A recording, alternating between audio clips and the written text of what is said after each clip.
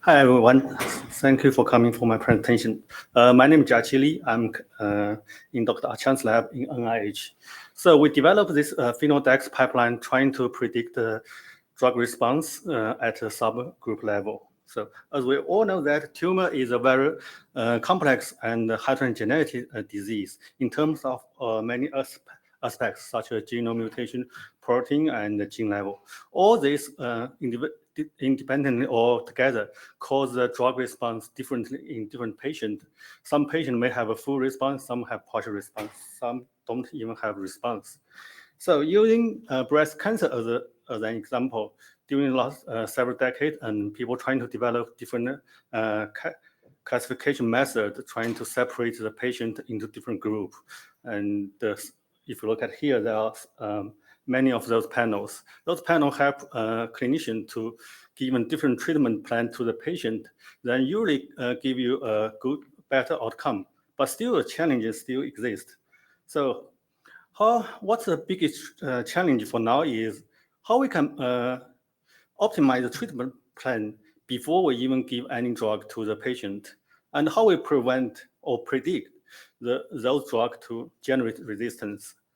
And consider right now combine the single cell technology and multi-omics technology, probably predict the drug response at a subclone level is possible. So our pipeline is trying to dissect this problem. So in our pipeline, actually two parts. One is the time course data, and another is computational part. So if you look at the time course data, we treat the cell line with the DEX, and we collect example at different time points. And moving to the computational part, there are 4 steps. First step, we process data and find the cluster. And we find the cell trajectory and define a future panel. And also, we create a reference map and also a neural network model. And once the new data come in, we predict cell state from our reference map. So just look at this process data from our DEX treatment data. We can see instantly from here, we can see there are multiple groups which respond to the DEX differently. Each of those groups have different gene signatures. And also we found those heterogeneity exist in terms of time and space. And how we can connect those clusters over the time. So we use the DSM-mix algorithm to trying to find the trajectory. DSM-mix using the trajectory theory and consider the distribution of the gene and also trying to model it into a dynamic span tree. So from here, you can see in our data set, there are 2 major trajectories. And if we go back to the UMAP, based on our 2 trajectory and also based on the glucocorticoid receptor target gene and the gene regular network and gene expression profile, we can define those 2 trajectories into a response and non-response state. And next, we generate a reference map. How we do that? First, from the UMAP, we did a Voronoi and Kovacs co-analysis that will define the boundary and the center on this UMAP. Each little area presents a cell state which responds differently to the DEX. And then we use UMAP 1 and 2 of each single cell as input to train a neural network model. That model can predict the position of this cell on the reference map. Once the new example comes in, we first predict the position using that neural network model, then plot onto the reference map. And we can infer the cell state from this its location on the map. Okay, this is generated is our reference map. It's we call it DEX reference map. You can instantly see there are several cell states and 4 response states and 5 non-response states. And we're trying to validate this map. You can see if we plot the SMARCA4 gene on here, the color just showing the z-score of this expression. We can see the SMARCA4 gene are highly correlated with the cell state, non-response and response state, because SMARCA4 gene is already known its interaction with chromatin and affect the GR response. And we also plot a CDH1 gene. It's also well known. It's a hallmark for indicating the mesenchymal or the epicellular or mesenchymal state that have different response to the DEX. We also processed many data set include T47D and MSF7 and BT474 single breast cancer cell line. And we can instantly see all of those three cell lines have some sort of heterogeneity in terms of response, but their heterogeneity are different with each other.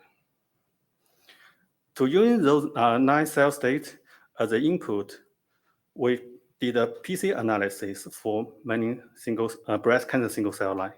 And you can see on this PC plot, the MCF12A, which is considered a normal cell line, is plotted in the center. And also the HER2 positive lumen A and B, they cluster together. But TNBC are kind of scattered all over the PC plot due to the TNBC is a very heterogeneity subgroup. To further validate our reference map, we're trying to match our predicted response state versus the real growth rate. So you can see on this plot, the response state are highly correlated with the growth rate. Higher response state, the cell will grow faster. So in summary, we generate a PHENO-DEX pipeline, and also we build a reference map. We successfully identify response and non-response cell state, and also we can validate this map with previous knowledge. And I would like to thank my mentor, Dr.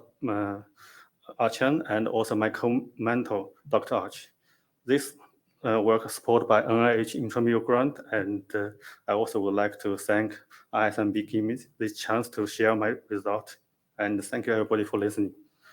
And I would like to take questions if we have time. Thank you. Thanks. We have time for a couple of questions. Yeah, very interesting approach. You identify multiple non-response cell states. Yes. What's the difference between them? Actually, we haven't gone into the detail of those, but that's also give us confidence that because there is no uniform non-response character, there are multiple things that actually match with the real life characters, I think. Thank you. Sorry, I have a good question. Sure. So I think most patient probably there will be a mix of the both signature.